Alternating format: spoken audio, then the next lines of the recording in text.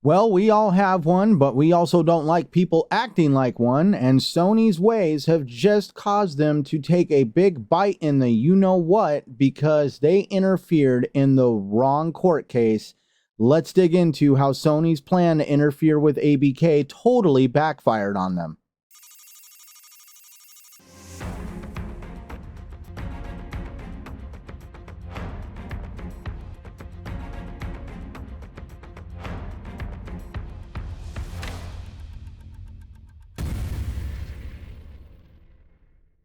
How would you like it if somebody showed up at court and accused you of a lot of things with no evidence towards the contrary? Would they just take their word for it, or would you ask them to provide evidence? Well, that's exactly what's happening to Sony. Their whole plan of trying to interfere with the whole ABK deal and Microsoft has totally backfired because all the complaints they have been making to regulators, especially the FTC, it's come back to bite them in the butt because Microsoft has now said, put your money where your mouth's at and show us the evidence that this is going to cause your company harm. And Sony has tried to say, we don't need to provide that. So Microsoft decided to subpoena them a few months ago. And Sony has done their best to block this subpoena. They have gotten so many different continuances in the courts to draw this out. I think it was like 4 of them. Till finally the FTC judge this week, just the other day, came down with the gavel and told Sony exactly what they're going to have to provide when it comes to Microsoft's subpoena. And we're about to see some real damning behind closed doors negotiations and other stuff Sony would like to not see in the public. We all know that the media is going to somehow get some inside leakers to drop this stuff to us. So Sony's whole business practices over the past few years are about to come into light, and Microsoft is going to be able to better plan their strategies for the future based on how Sony has been doing their dealings with these companies. And now it's time to take a cold, hard look at what Sony has got themselves into with the subpoena. So Sony tried to get this subpoena quashed to where they didn't have to provide anything, and these are the different things that the FTC judge put towards quashing that request. Request 1, to withhold content licensing agreements, denied in part. They didn't give exactly what Microsoft is asking for. Microsoft wanted records going all the way back to 2012. But the judge decided that the only relevant records that Microsoft should have are from January 1st, 2019 forward. So that means Microsoft is going to receive 4 years of behind closed doors documentation from Sony about their business dealings from third-party companies, executives. You're going to see more as we go through the next requests. The next request actually, the request to withhold employee performance reviews and evaluations, the judge did grant that one for Sony because the FTC stressed that this was not an employment case and that these metrics had no logical connection to its complaint or the proposed acquisition. But moving on to request 3, to deny access to Jim Ryan's declaration to the FTC was denied.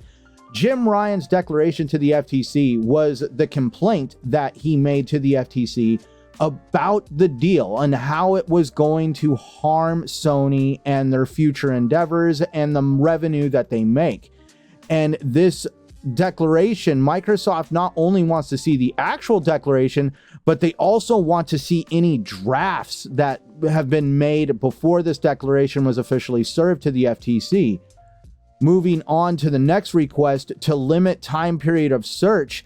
This is part of what was granted, where the judge only allowed the records to go back as far as January 1st, 2019.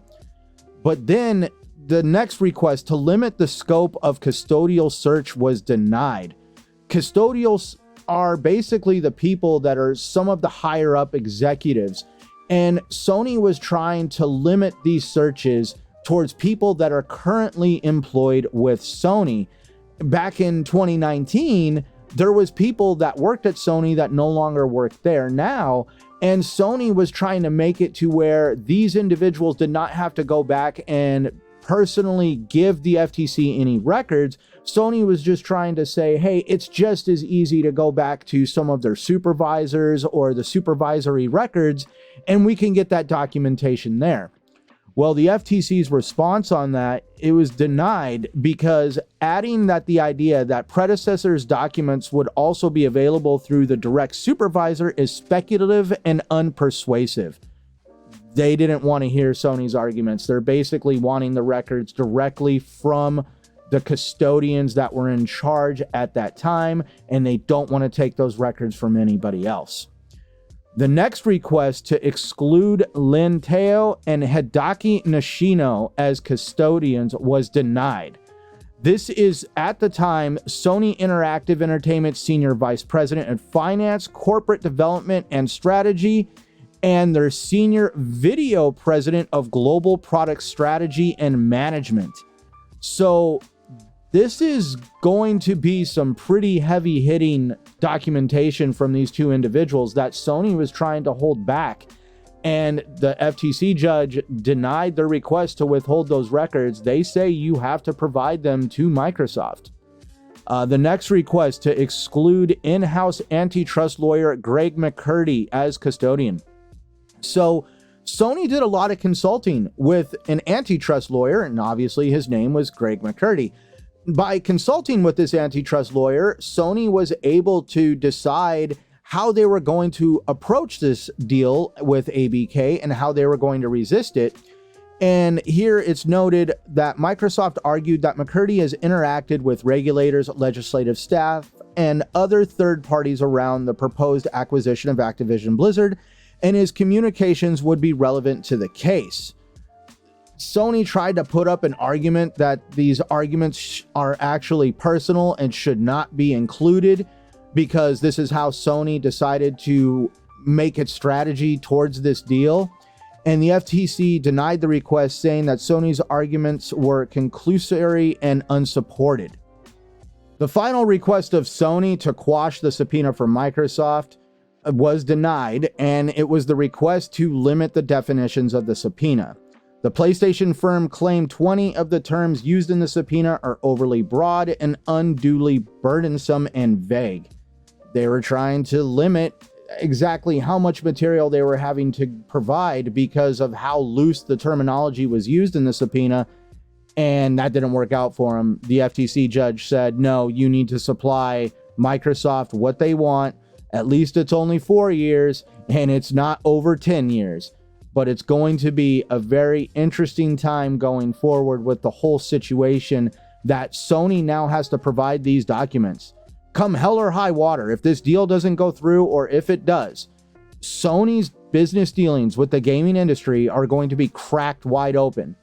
Obviously, Microsoft has a job to make sure that these documents don't get leaked to the public, but we also do know how open to the public the FTC and regulators like to be, and also how certain individuals in the industry, aka leakers, like to make sure stuff is put into the public.